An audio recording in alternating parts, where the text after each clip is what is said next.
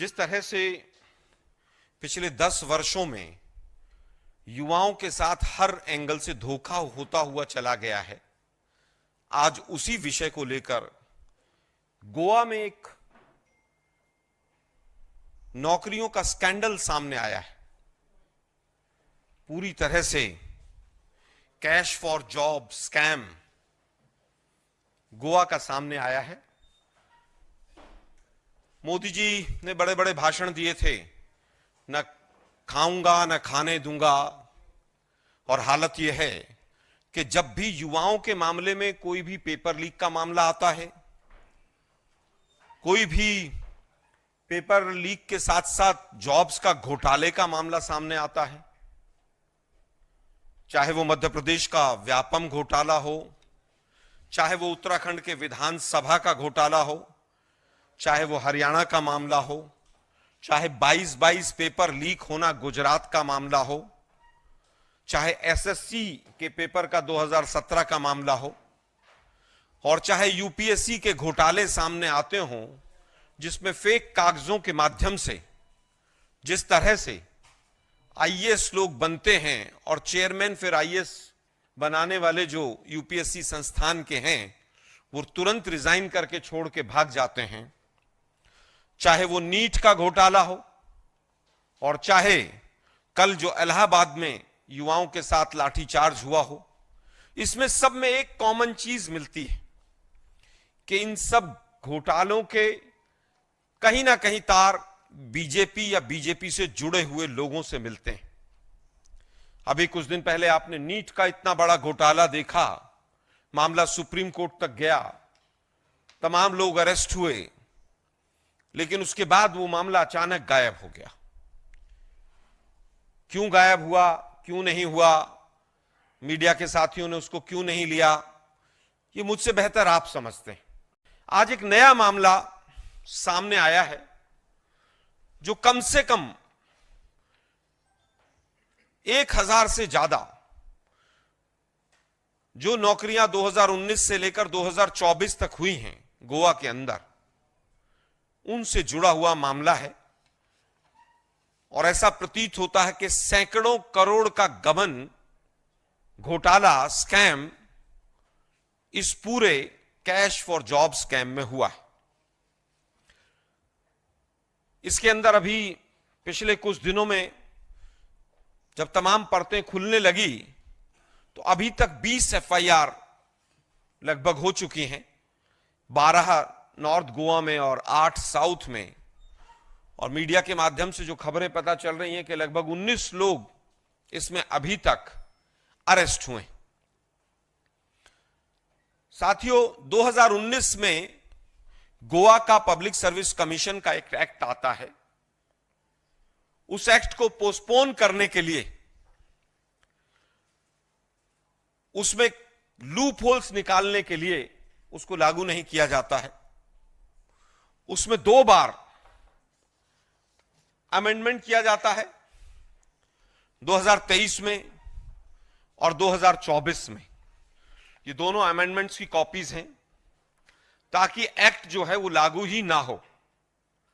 Act में आप amendment करते रहिए, रिपील करते रहिए उसको, ताकि आपको जो पब्लिक सर्विस कमीशन है गोवा का, जिसके लिए हमने 2022 के अपने मैनिफेस्टो में भी प्रॉमिस किया था कि सारी की सारी भर्ती हम गोवा में पब्लिक सर्विस कमीशन के माध्यम से करेंगे, उसमें आप बदलाव इस तरह से करते हैं ताकि अधिकारियों को, नेताओं को, जो लोग इस पूरे स्कैम में इन्वॉल्व हैं, उनको किसी तरह से बचाया जा सके। जब एक्ट 2019 में आया तो उसको 5 साल तक क्यों नहीं लागू किया, और लागू भी किया तो उसमें फिर अमेंडमेंट्स की गुंजाइश क्यों छोड़ी।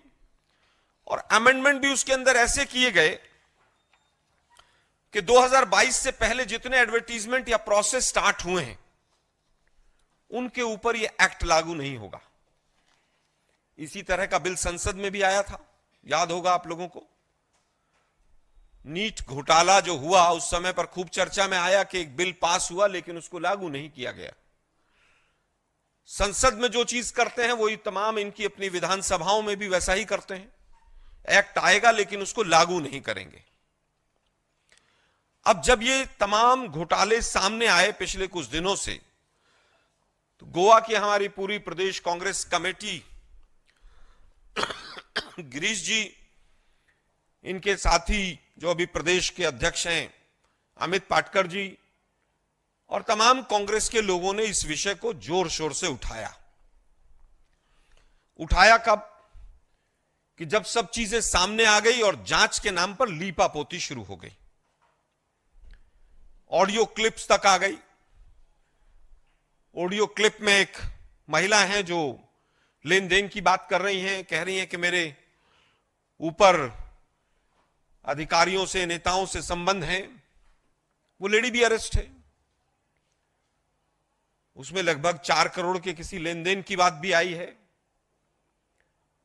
लगभग 44 लोगों से एक मुश्त किसी ने पैसा भी लिया।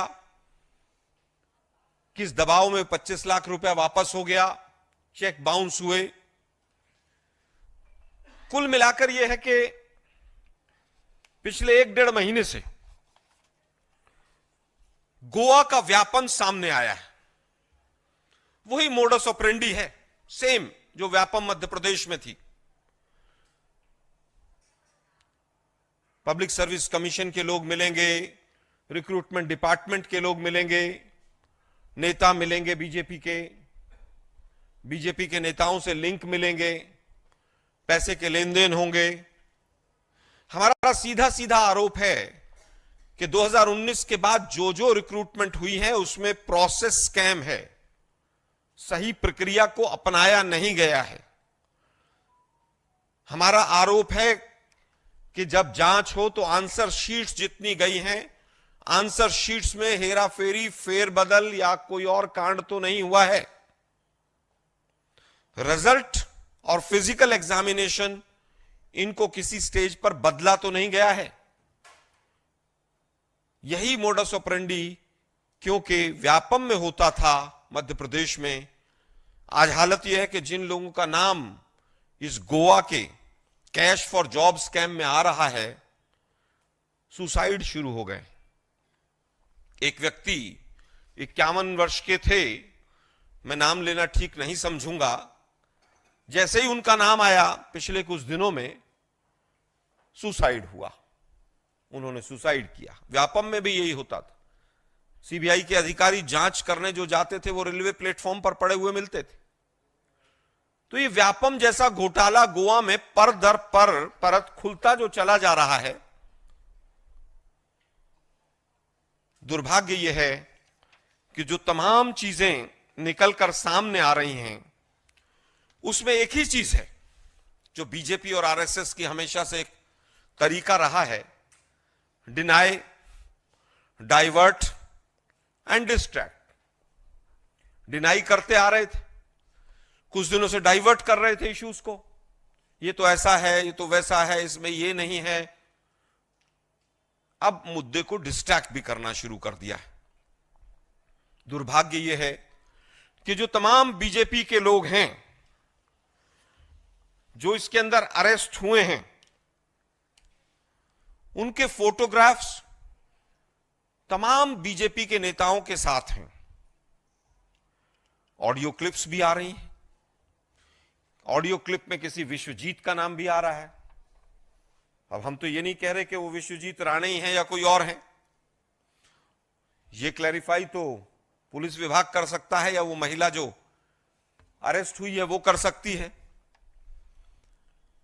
महिला मोर्चे की इंचार्ज जो हैं गोवा की, वो स्वयं वहां की मुख्यमंत्री की पत्नी है, जिनका नाम है सुलक्षणा सावंत।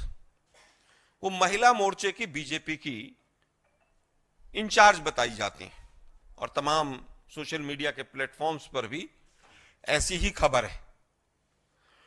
यहां पर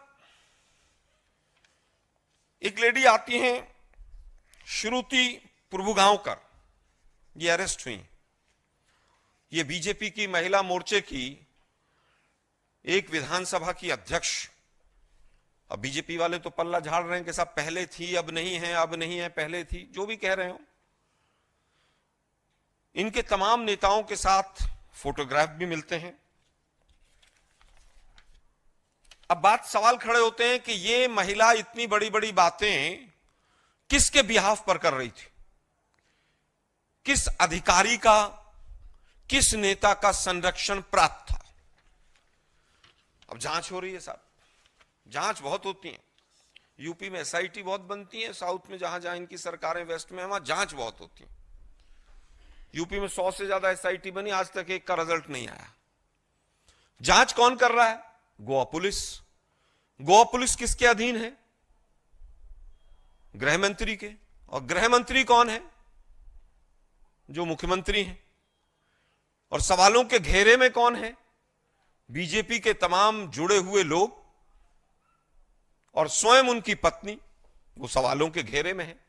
ये पूछा जाना चाहिए कि भाई क्या इनकी रिक्रूटमेंट, जो महिला मोर्चे की आरोपी मिली है श्रुति प्रभुगांवकर, इनकी रिक्रूटमेंट किसने की थी और ये किसके बिहाफ पर नौकरियां देने की बात करती। ये गोवा का व्यापम पार्ट 2 वहां पर चल रहा है और पूरी तरह से लीपापोती की जा रही है, जैसा कि बीजेपी हमेशा से युवाओं के साथ ठगी करती है, युवाओं के मुद्दों से दूर भागती है। ये एक बहुत बड़ा मुद्दा है क्योंकि वहां पर उनकी सरकार है। जांच के नाम पर लीपापोती, अमेंडमेंट में एक्ट, मुख्यमंत्री की साहब की नीयत पर इसलिए प्रश्न चिन्ह लगते हैं कि जो अमेंडमेंट किया गया वो किसके कहने पर किया गया? वो अमेंडमेंट जो आया कैबिनेट से पास होके, उसके मुखिया तो आप ही थे मुख्यमंत्री महोदय। वो किसको बचाने के लिए किया गया कि 2022 तक को बचाइए पहले, फिर बाद में देखेंगे आगे का। एक और अमेंडमेंट ले आएंगे, फिर 24 तक वालों को बचा देंगे। ये एक युवाओं के साथ बहुत बड़ा धोखा है। तमाम लोगों के जो नाम आ रहे हैं, एक दीपाश्री सावंत करके नाम आ रहा है, जो कंप्लेनेंट हैं संदीप परब, उन्होंने पूरी मारडोल पुलिस स्टेशन में लिस्ट दी है, कहां कहां से क्या उगाई हुई है, क्या हुआ है। हमारे 2 लोग गए पुलिस स्टेशन एफआईआर की कॉपी लेने, उनको एफआईआर की कॉपी भी नहीं दी कि भाई हम भी लिस्ट पढ़ लें जरा क्या क्या है, कौन कौन है। उसमें कहा गया है कि इस तरह से पैसे वापस हुए, इस तरह से चेक बाउंस हुए हैं। एक किसी पूजा नायक का भी नाम है।